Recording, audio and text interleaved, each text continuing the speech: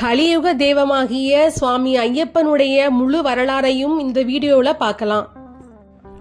முன்னொரு காலத்துல வரமுனி என்ற முனிவர் வாழ்ந்து வந்தார். அவர் பல காலங்களாக தவம் இருந்து இறை எண்ணங்களுடன் சிறந்து இருந்தமையால் அனைத்து முனிவர்களும் இவரின் மீது மிகுந்த மரியாதையையும் மதிப்பையும் வைத்திருந்தனர். ஆனால் வரமுனி முனிவரோ தனது தவ வலிமையினால் தானே உயர்ந்தவன் என்று தலைக்கணம் கொண்டிருந்தார். வரமுனிவரின் தவ வலிமையை கேள்விப்பட்ட அகத்திய முனிவர் அவரை காண அவர் இருந்த இடத்திற்கு சென்றார். ஆனால் வரமுனியோ தன்னை காண வந்திருந்த முனிவர்களான அகத்தியரையும் அவருடன் வந்திருந்த மற்ற முனிவர்களையும் காணாது அலட்சியம் செய்தார். இதனால் மிகுந்த சுனம் கொண்ட அகத்திய முனிவர் தவத்தினால் தாங்கள் எவ்வளவு உயரிய நிலையை அடைந்தாலும் மற்றவர்களை மதிக்க தெரியாத நீர் எருமையாக பிறப்பீர் என சபித்தார். அகத்திய முனிவரிட்ட சாபத்தின் அருமை தெரிந்தவுடன் தான் செய்த தவறை எண்ணி தன்னை மன்னிக்குமாறு அகத்திய முனிவரிடம் சாப விமோசனம் அளிக்க வேண்டி அவரை சரணடைந்தார் வரமுனி. வரமுனிவர் தான் செய்த தவறை உணர்ந்து விட்டார் என்பதை அறிந்த அகத்திய முனிவர் கோபம் முழுவதும் நீங்கி அவர் அளித்த சாபத்திற்கான விமோசனத்தை கூறினார். நீர் எடுக்கும் அடுத்த பிறவியில் மகிஷாவாக பிறந்து அன்புள்ளம் கொண்ட லோக மாதாவான பார்வதியால் ஆட்கொள்ளப்பட்டு சாபத்தில் இருந்து விமோசனம் அடைவாய் என்று கூறினார். அசுர குலத்தில் ரம்பன் என்னும் அசுரனுக்கும் ஒரு பெண் எருமைக்கும் மகிஷாசுரன் என்ற அரக்கனும் மகிஷி என்ற அரக்கியும் பிறந்தார்கள். அதில் மகிஷாசுரன் பிரம்மாவை நோக்கி நீண்ட காலமாக கடும் தவம் புரிந்து வந்தான். அவனுடைய கடும் தவத்தை கலைக்க பெரிதும் முயன்றும் முடியாமல் போகவே இறுதியில் பிரம்மா அவன் முன் தோன்றி, பக்தனே, உன் தவ பலத்தை மெச்சினேன், உனக்கு என்ன வரம் வேண்டுமோ அதை கேட்பாயாக என்றார். மகிஷாசுரனும் மகிழ்ச்சி அடைந்து, இந்த பூமியில் பிறந்த யாரும் என்னை கொல்லாதிருக்கும் வரம் வேண்டும் என்று கேட்டான். பிரம்மாவும் அரக்கன் கேட்ட வரத்தை அளித்துவிட்டு மறைந்தார். மகிஷாசுரன் தான் பெற்ற வரத்தை தவறாக பயன்படுத்தி பூலோகத்திலும் தேவலோகத்திலும் பெரும் கொடுமைகள் புரிந்து வந்தான். மக்களும் தேவர்களும் அரக்கனுடைய கொடுமைகளுக்கு ஆளாயினர். அவர்கள் அன்னையிடம் வேண்டிக் கொள்ளவே அன்னை மகிஷாசுர மர்த்தினியாக மகிஷாசுரனை வதம் செய்தாள். மகிஷாசுரனின் சகோதரியாகிய மகிஷி தன்னுடைய சகோதரனின் அழிவுக்கு காரணமான தேவர்களை பழிவாங்க முடிவெடுத்து அதற்காக சக்தியை பெற பிரம்மாவை நோக்கி கடும் தவம் புரிந்தாள். அவளுடைய தவத்தை மெச்சிய பிரம்மா அவள் கேட்டபடி சிவனுக்கும் விஷ்ணுவுக்கும் பிறந்த புத்திரனால் அல்லாது வேறு எவராலும் தனக்கு சாவு நேரக்கூடாது என்ற வரத்தை கொடுத்து மறைந்தார். வரம் பெற்ற அரக்கி தேவலோகம் சென்று தேவர்களுக்கு பல கொடுமைகள் புரிந்தாள். அதே நேரத்தில் பண்டைய திருவிதாங்கூரில் பந்தல நாடு என்பதும் ஒன்றாகும்.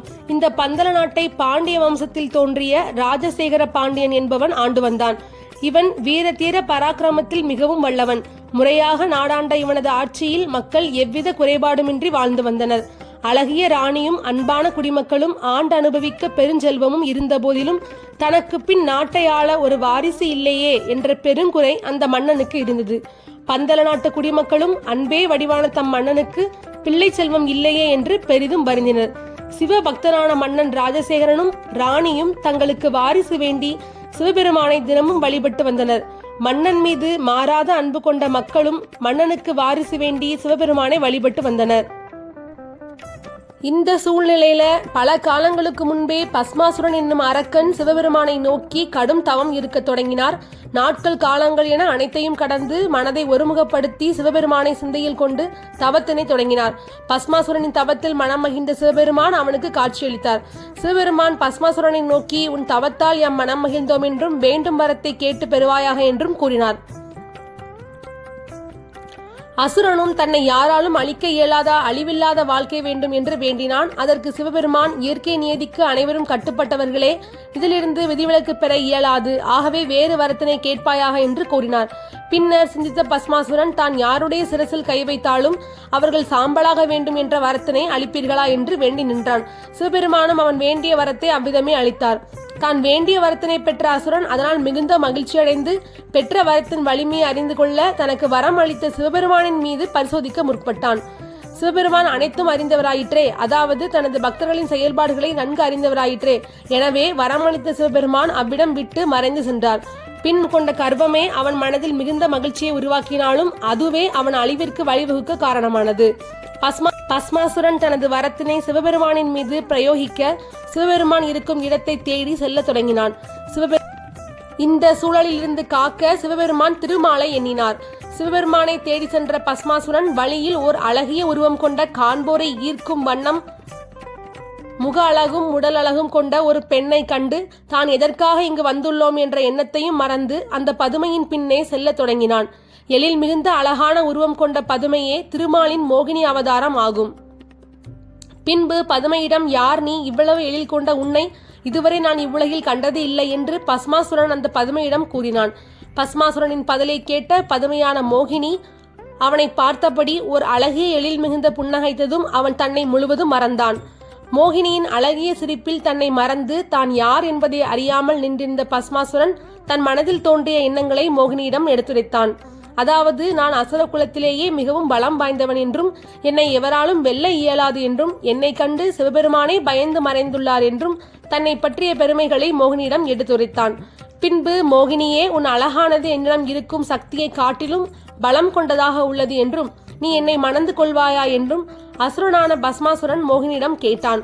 ஆனால் மோகினியோ தன்னை திருமணம் செய்து கொள்ளப் போகின்றவர் தன்னுடன் நடன போட்டியில் ஈடுபட்டு தன்னை வென்றவனாக இருக்கும் பட்சத்தில் நான் அவனை திருமணம் செய்து கொள்வேன் என்று கூறினாள். அசுரனான பஸ்மாசுரன், அதற்கென்ன, நானும் நடனக்கலையில் வல்லவன், உன்னுடன் போட்டியிட்டு உன்னை வென்று உன்னை மனம் செய்து கொள்கிறேன் பார் என்று நடன போட்டிக்கு தன்னை தயார்படுத்தி கொண்டான். பின்பு மோகினி நடனமாட அவளுடன் இணைந்து பஸ்மாசுரனும் நடனமாடத் தொடங்கினான். பஸ்மாசுரன் நிகழ்வது யாதென அறியாமல் மோகினிக்கு சமமாக நடனமாடி அவளை மகிழ்வித்துக் கொண்டிருந்தான். தனது இரு கரங்களை தூக்கி மார்பிற்கு இணையாக வைத்து தனது நடன அசைவுகளால் தனது கரங்களை சிரத்தின் மீது வைத்து நடனமாடினாள் மோகினி.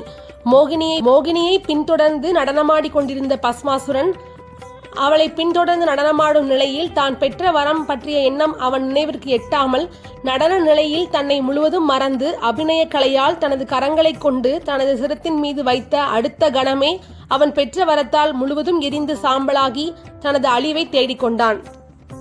பஸ்மாசுரன் முழுவதுமாக அழிந்த பின்பு திருமால் சிவபெருமானை எண்ண சிவபெருமானும் அவ்விடம் தோன்றினார்.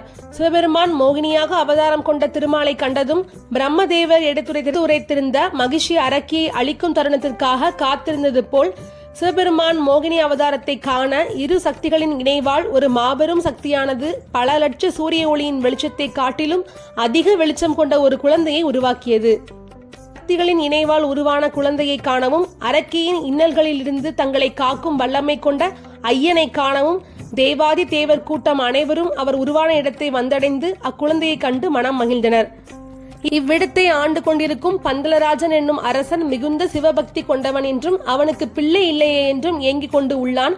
அவன் ஏக்கங்களை நீக்கும் பொருட்டு இக்குழந்தை அவரிடமே வளர்ந்து தனது அவதார கடமைகளை நிறைவேற்றிக் கொள்ளட்டும் என்றார்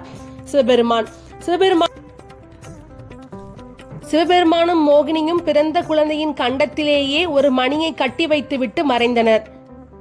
மன்னன் ராஜசேகரன் பரிவாரங்களோடு வனத்திற்கு வேட்டையாட சென்றான். அங்கு ஒரு குழந்தையின் அழுகுரல் கேட்டு அப்பக்கம் சென்று பார்த்தான். குழந்தையை கண்டு அதிசயித்து என்ன செய்வது என்று யோசித்துக் கொண்டிருந்த போது ஒரு முனிவர் அங்கு தோன்றி அரசனிடம், மன்னவா, நீ குழம்ப வேண்டாம், இவன் உன்னுடைய பிள்ளையில்லா குறையை போக்கவே அவதரித்திருக்கிறான். இவனை எடுத்து சென்று வளர்ப்பாயாக. கழுத்தில் மணி மாலை இருப்பதால் இவனுக்கு மணிகண்டன் என்று பெயரிட்டு வளர்த்து வா. 12 வயதில் இவன் யார் என்று நீ அறிந்து கொள்வாய் என்று சொல்லி மறைந்தார். பிள்ளையில்லாத குறையினால் வருந்திய பந்தல மன்னனும் பெரும் மகிழ்ச்சியடைந்து அக்குழந்தையை தன் அரண்மனைக்கு எடுத்து சென்றான். குழந்தையை ராணியிடம் கொடுத்து நடந்ததையெல்லாம் கூறினான். குழந்தையை கண்ட ராணியும் மட்டில்லா மகிழ்ச்சி அடைந்தாள். பந்தல நாட்டு மக்களும் மன்னனுக்கு பிறகு நாட்டையாள வாரிசு கிடைத்தது பற்றி மகிழ்ந்தனர். ஆனால் இதன் தொடர்ச்சியாக ஐயப்பன் மகிழ்ச்சியை வதம் செய்தது, சபரிமலையில் குடியேறியது போன்ற தகவல்கள் குறித்து அடுத்த வீடியோவில் இணைக்கப்பட்டுள்ளது. அதற்கான லிங்க் கீழே கொடுக்கப்பட்டிருக்கு. இது போன்ற ஆன்மீக தகவல்களை தெரிந்து கொள்வதற்கு இந்த சேனலை சப்ஸ்கிரைப் செய்யுங்கள். நன்றி, வணக்கம்.